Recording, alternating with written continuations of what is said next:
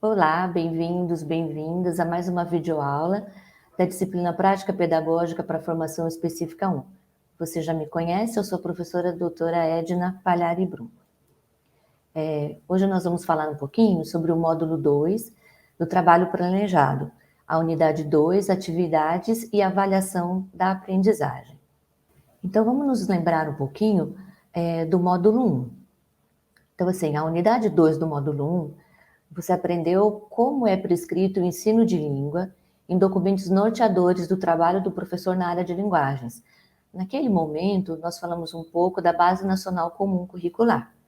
Você entendeu que o foco do ensino e da aprendizagem recai sobre eixos de ensino e campos de atuação social com base em práticas reais e situadas da linguagem.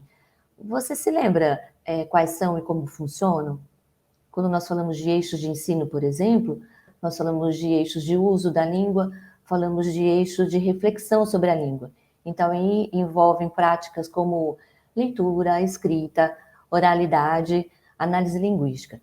Já os campos de atuação social são os domínios da língua, são os domínios sociais por onde os textos, os gêneros, né, que são as nossas unidades de ensino, circulam.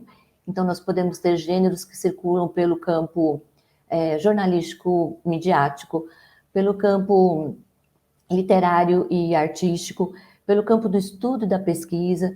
Então, vai depender das características desses textos, desses gêneros, para nós sabermos por onde é que eles circulam. Depende do propósito deles, né? Nós falamos um pouco sobre isso nas unidades anteriores, que vocês podem consultar nas videoaulas anteriores também, tá? Então, as práticas pedagógicas, segundo os documentos descritivos do trabalho do professor, elas devem focalizar, como eu disse, atividades de leitura, produção e análise linguística semióticas, de textos de modalidades e semioses e gêneros diversos. Por quê? Porque essas são as práticas de linguagem com as quais nós interagimos socialmente por meio da linguagem. Na unidade 1 do módulo 2, você aprendeu que as principais ferramentas do professor para promover atividades de leitura, produção, análise linguística e semiótica, elas fazem parte de uma engenharia didática, né? Essa engenharia didática é composta de 2 instrumentos para o trabalho do professor. Um deles é o modelo didático de gênero, o outro é a sequência didática. Para o ensino, então, e aprendizagem de gêneros textuais, mas não só para ensinar gêneros textuais, mas também para favorecer ou oportunizar o desenvolvimento de capacidade de linguagens dos nossos estudantes, para desenvolver o nível de letramento dos nossos estudantes. Mas então, como é que seriam essas atividades, não é? Essas atividades que devem ser propostas pelo professor quando ele estiver trabalhando com sequência didática. Então, no desenvolvimento de uma sequência didática, os estudantes eles devem resolver problemas relativos aos vários níveis de funcionamento dos textos. Que níveis são esses, então? Não é? Nós podemos pensar em níveis fonológicos, morfológicos, sintáticos, semânticos, pragmáticos. Todos os textos utilizam de recursos dessas áreas para que eles possam servir de instrumentos de interação das pessoas normalmente, socialmente. Então, nós temos outros níveis ainda, com base, né? Esses são só os da língua, mas há os níveis também que são textuais. Então, a gente tem representação da situação de comunicação.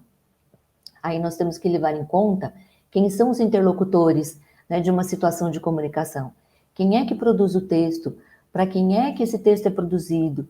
Qual é o objetivo desse texto? Qual é a temática que está sendo discutida?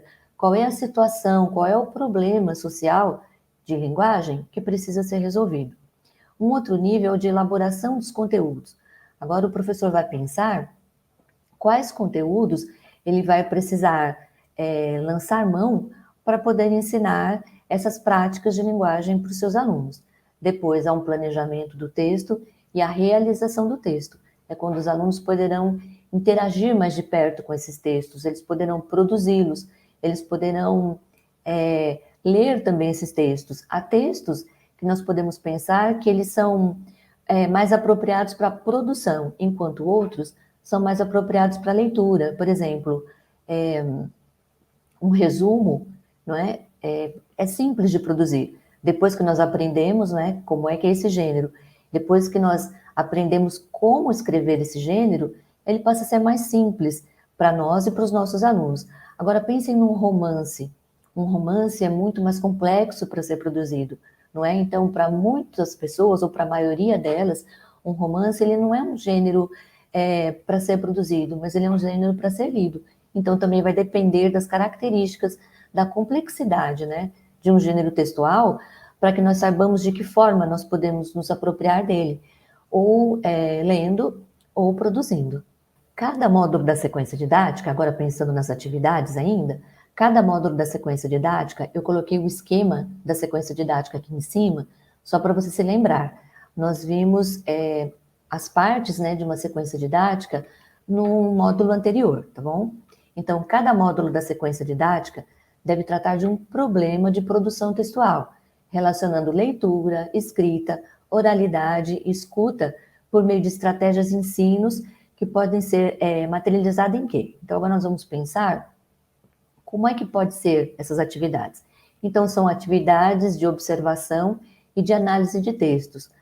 No módulo anterior, nós também realizamos a análise de um texto. Lembram-se? Nós fizemos a leitura de um anúncio publicitário e a análise de como os recursos da língua funcionam nesse texto para que nós possamos construir sentidos. Então, aquela é uma atividade de observação, quer dizer, de leitura e de análise de textos. Há outras tarefas que são tarefas simplificadas de produção de textos. Podemos pensar, então, por exemplo, que os nossos alunos estão aprendendo conto. Nós podemos propor um conto para o nosso aluno, um conto já conhecido, um conto que nós podemos pesquisar, e nós tiramos, por exemplo, o final do conto. E aí a tarefa do aluno vai ser qual? Produzir um final para ele. Então, o que nós vamos observar? Se esse final é coerente com a narrativa do conto até aquele momento. Essa é uma tarefa simplificada de produção de textos. Nós podemos também propor aos alunos um artigo de opinião, né? Nós sabemos que um artigo de opinião ele é um gênero argumentativo. Então, como é que o aluno vai produzir argumentos para um artigo de opinião? São tarefas simplificadas, né? São tarefas que podem ser propostas nos módulos de uma sequência didática. Uma outra atividade, ou cabe dentro, né, dessas atividades, a elaboração de uma linguagem, de uma metalinguagem comum. Com o tempo, os nossos alunos vão entender o que é um qualificador, o que é um operador argumentativo, o que é um articulador textual, o que é um adjetivo, uma conjunção. Ele vai entender o que é também, por exemplo, o que são as condições de produção de um texto. Ele precisa se acostumar com essa linguagem comum para que essa aprendizagem também possa ser mais efetiva. Isso tudo vai acontecer no desenvolvimento das atividades. Pensando em atividade, em proposição de atividade, não é possível deixar de pensar em avaliação.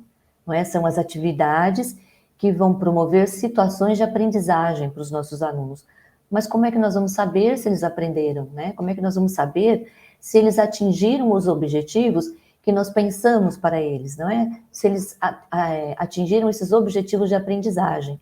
Então, a avaliação da aprendizagem é uma prática, né, constitutiva do trabalho pedagógico. Ela é parte integrante, né, do processo de ensino e aprendizagem. Ela não serve apenas para o professor, mas ela tem que servir também para o estudante. O estudante precisa entender por que ele está sendo avaliado e de que forma ele está sendo avaliado. Ele precisa entender que o menos importante ali é uma nota. A nota é uma consequência da aprendizagem. Na verdade, ela faz parte, né, de um processo que é burocrático e que está assim, definido já no ensino formal. Mas a nota não deve ser o objetivo principal de um aluno quando ele é avaliado, mas sim o quanto ele aprendeu nesse processo todo de aprendizagem. Então, a avaliação também envolve coletar, analisar, sintetizar dados sobre a aprendizagem dos estudantes. Ela faz parte, então, do fazer didático e reflete também as escolhas metodológicas do professor. Às vezes, os alunos não vão muito bem em uma avaliação, o professor tem a oportunidade de repensar na metodologia que ele utilizou, no instrumento que ele utilizou para promover aquela aprendizagem. Muitas vezes ele vai precisar readequar. Faz parte de pensar sobre o trabalho realizado e o trabalho real. Nós já falamos sobre isso, né? Então, assim, a avaliação, é uma forma de o professor também refletir sobre o trabalho dele. A avaliação, então, orienta o trabalho docente, orienta as ações pedagógicas na perspectiva de favorecer a aprendizagem, situando o estudante no estágio de desenvolvimento em que ele se encontra. Então, quando nós avaliamos um estudante, a gente consegue saber exatamente, né, ou aproximadamente, o estágio de desenvolvimento em que ele se encontra. Então, nós precisamos pensar em instrumentos de avaliação que sejam bastante eficazes, né, para a gente entender como é que o nosso aluno está se desenvolvendo. Então, a avaliação, além de situar o estudante, né, no estágio de desenvolvimento em que ele se encontra, a avaliação também pode nos situar o que pode ser alcançado ainda, o que é que o nosso aluno ainda precisa ultrapassar de dificuldades para que ele chegue no nível de desenvolvimento que nós pretendemos, que nós pensamos para ele. E ele também vai poder pensar nas mudanças, né, que vão ser preciso ocorrer para que o aluno chegue realmente, né, a alcançar esse objetivo que nós pretendemos. A avaliação indica a quantidade ou o grau de mudança ocorrida em cada estudante, o quanto ele se desenvolveu. E esse resultado ou desenvolvimento varia de aluno para aluno. Nós não vamos conseguir um resultado igual para todos eles. Pensem numa turma de 30 alunos, por exemplo. Não é? Cada um tem uma forma, um ritmo de desenvolvimento. Por isso que a avaliação vai apontar, né, a quantidade e o grau de mudança, né, de cada um deles. A ação de avaliar a aprendizagem dos estudantes, ela vai se encontrar no nível interno de transposição didática dos objetos de ensino. Ela faz parte, né, desse processo de transposição didática, desse processo de didatização dos conhecimentos científicos. Só para você lembrar, a transposição externa, ela tem a ver com os objetos sociais construídos historicamente que vão fazer parte, por exemplo, de um documento descritivo ou prescritivo do trabalho do professor. Então, os gêneros textuais que estão na BNCC propostos como sugestões para ensino dos alunos, eles passaram já por um primeiro processo de transposição didática. É um processo de transposição externa. É quando os objetos sociais são transformados em objeto a ensinar. De objeto a ensinar, eles são transformados em objetos de ensino. O professor vai pensar como é que ele vai apresentar esse objeto, como é que ele vai elementarizar, como é que ele vai decompor esse objeto para que os alunos possam compreendê-lo melhor. A avaliação está nesse processo aí de decomposição do objeto e de ensino propriamente dito. A transposição interna, a transposição didática, né, no nível interno, ela vai acontecer, então, principalmente no espaço de sala de aula, seja virtual, seja à distância, seja presencial, síncrona, assíncrona, né? Não importa a modalidade, né, do ensino, mas é nesse espaço, né, em que o professor está em contato com os alunos e com os objetos de ensino que a transposição didática vai acontecer. É nesse espaço que se localiza a avaliação. As modalidades de avaliação, né, e as suas funções. Dependendo do que nós quisermos saber das etapas de desenvolvimento dos nossos alunos, é um tipo de avaliação diferente que nós vamos utilizar. Então, por exemplo, nós temos uma avaliação que se chama diagnóstica. Essa palavra nos lembra o quê, né? Um diagnóstico mesmo, a própria palavra já indica isso. Nós precisamos saber o que é que está acontecendo com o nosso aluno naquele momento. Pense num diagnóstico de um médico. Ele quer saber o estado de saúde do seu paciente naquele momento. A avaliação diagnóstica é isso também. Então, ela permite definir o ponto de partida do ensino. De onde é que o professor vai partir? Ele vai ensinar tudo que o aluno já sabe? De novo? Não é? Isso pode trazer uma certa desmotivação para o aluno. O aluno precisa aprender o que ele ainda não sabe, precisa articular um conhecimento anterior com um conhecimento novo. Então, ela também é uma forma de identificar o conhecimento prévio dos alunos em relação àqueles conteúdos com os quais nós vamos trabalhar. Determina se o estudante possui habilidades para dar continuidade aos objetivos do conteúdo a ser estudado. Quando nós propomos um conteúdo a ser estudado para o nosso aluno, nós estabelecemos vários objetivos de aprendizagem. Então, a avaliação diagnóstica, ela nos permite inferir se nós podemos dar continuidade a esses objetivos, ou se a gente não tem que dar atenção mais para um do que para outro, dependendo do resultado dessa avaliação.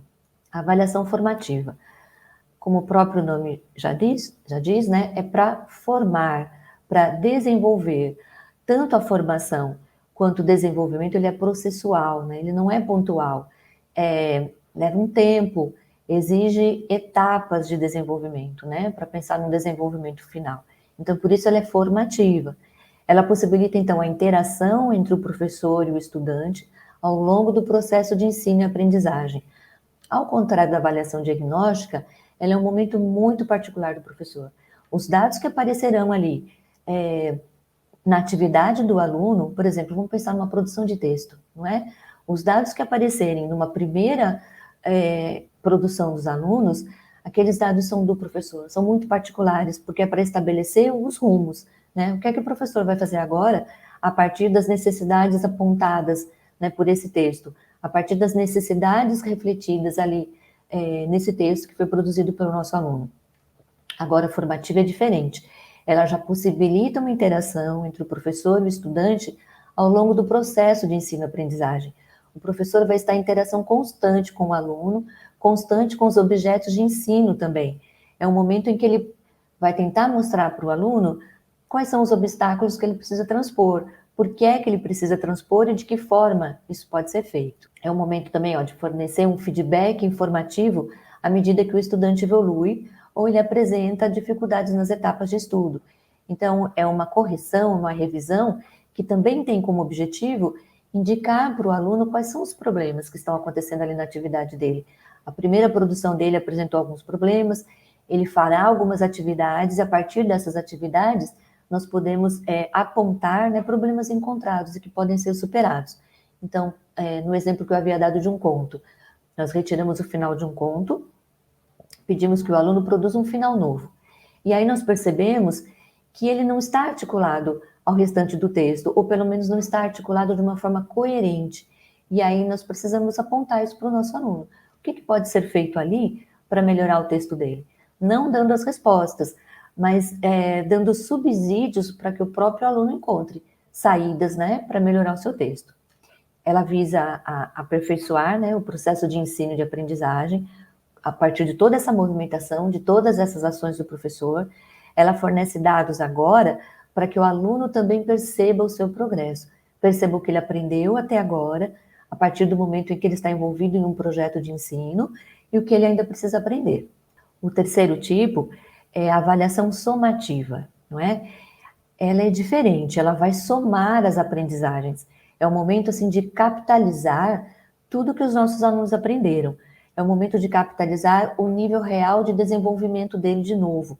Nós tínhamos um primeiro nível de desenvolvimento real, avaliamos lá no diagnóstico, propusemos uma série de atividades para o desenvolvimento do aluno, e agora nós vamos verificar, na avaliação somativa, o nível de desenvolvimento em que ele está agora.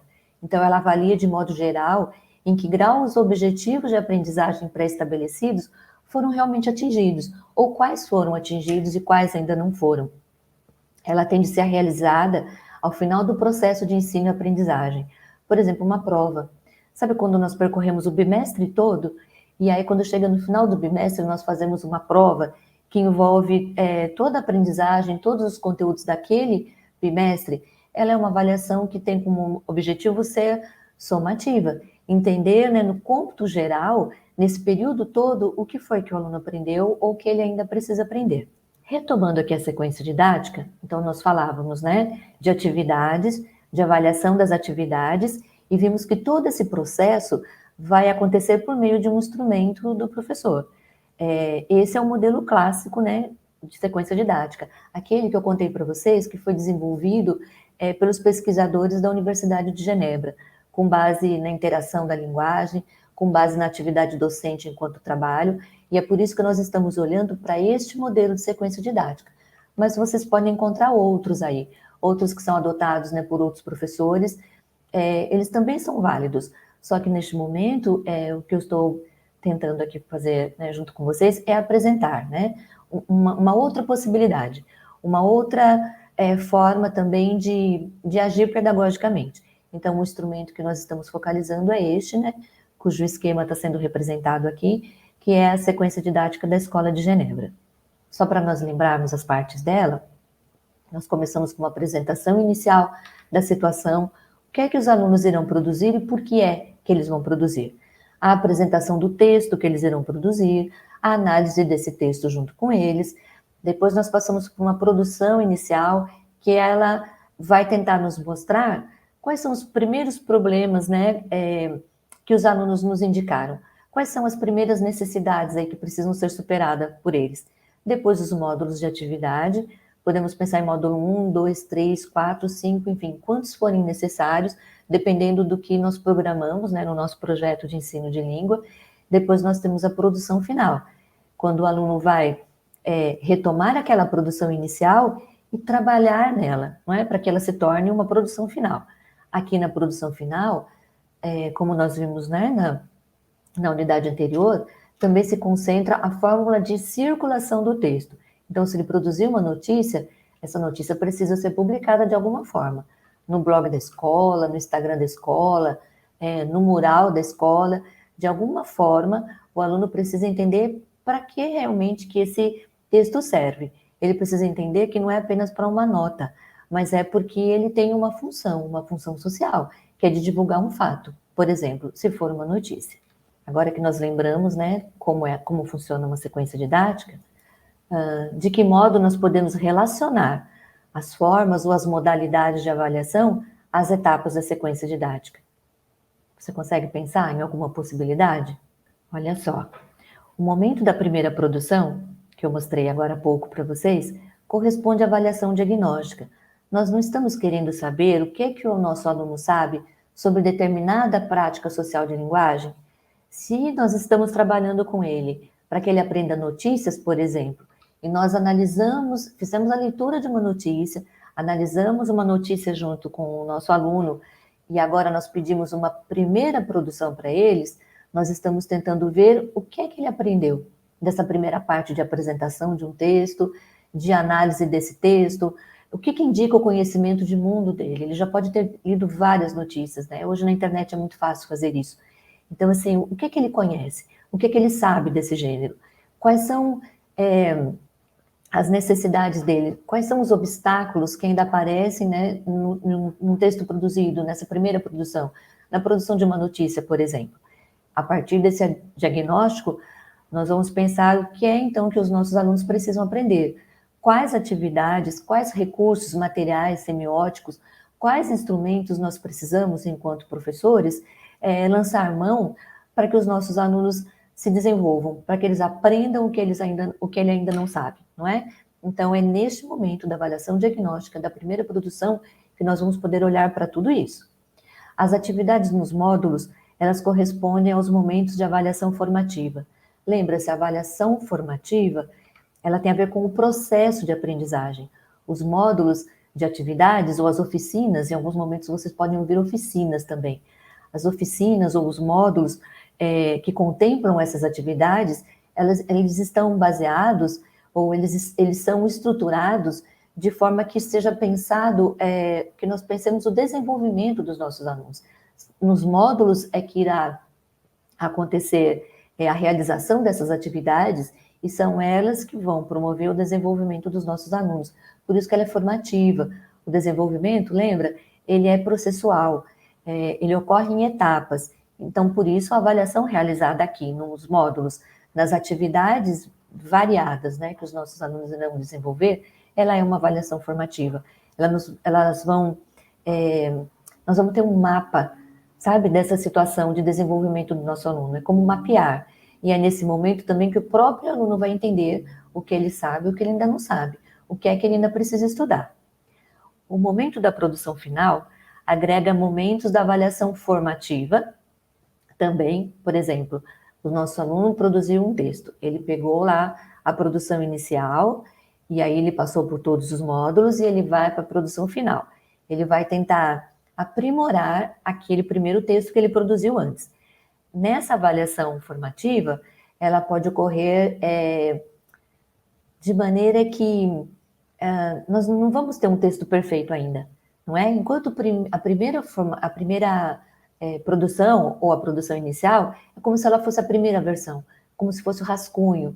Afinal, ela ainda não é a final, na verdade, não é? Ela é a segunda produção do nosso aluno. Nós sabemos que um texto pode ser aprimorado, né, inúmeras vezes.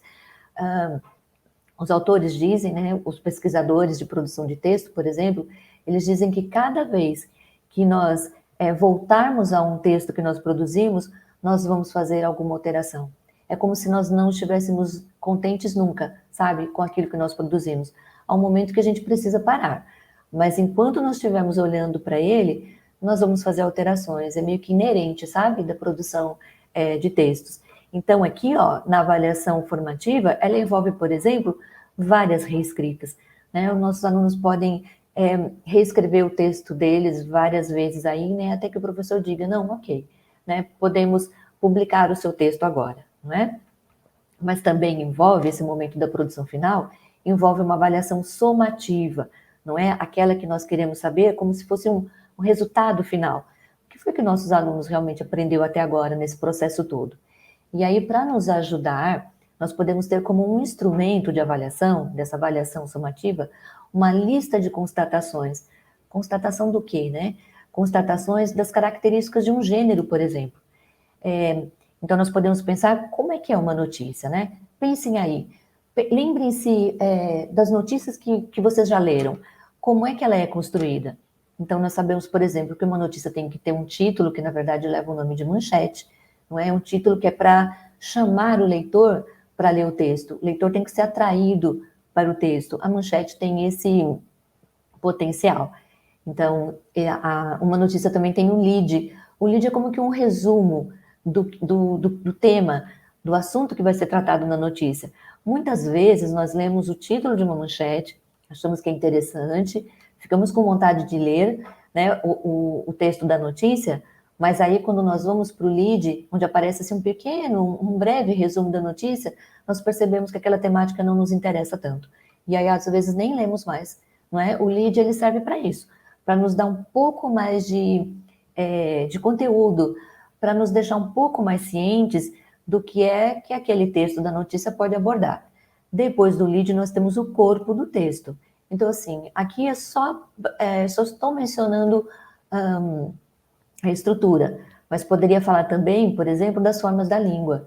As notícias, normalmente, elas são escritas no pretérito, no passado. Por quê? Porque é um fato que já aconteceu.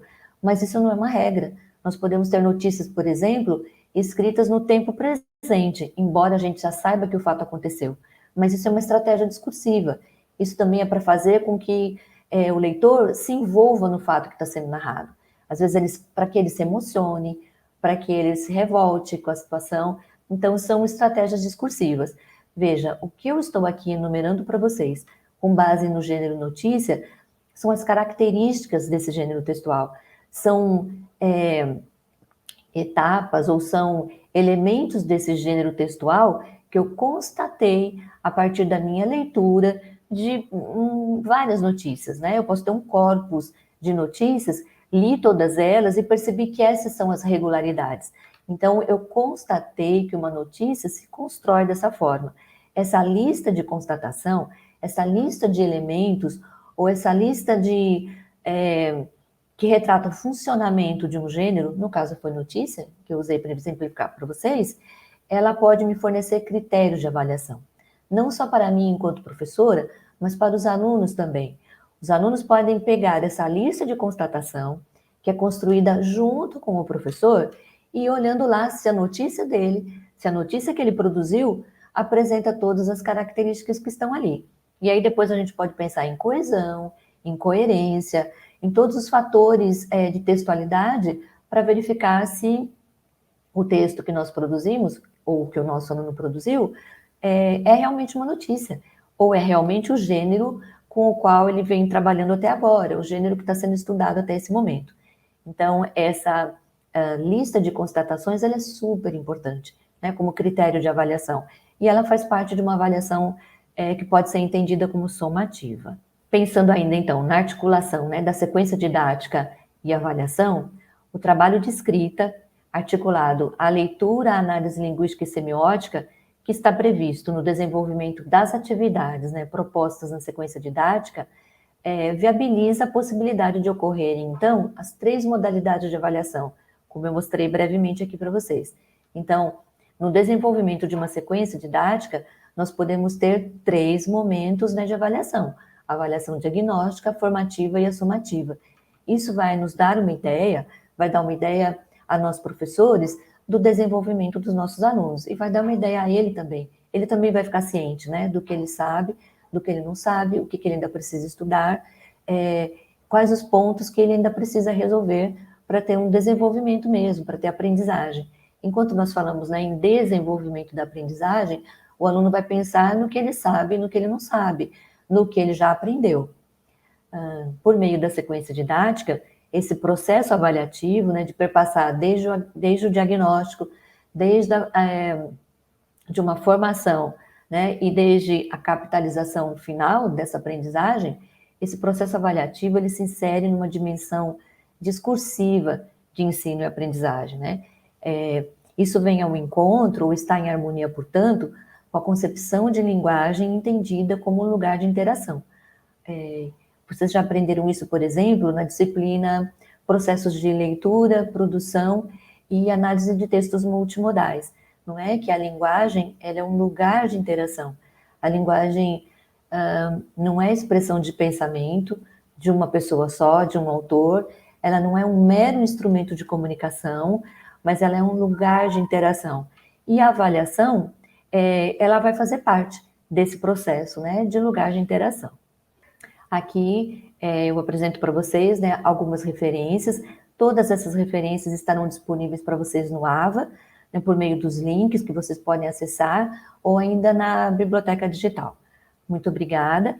Hoje nós encerramos, né, esse módulo. Até a próxima. Bons estudos.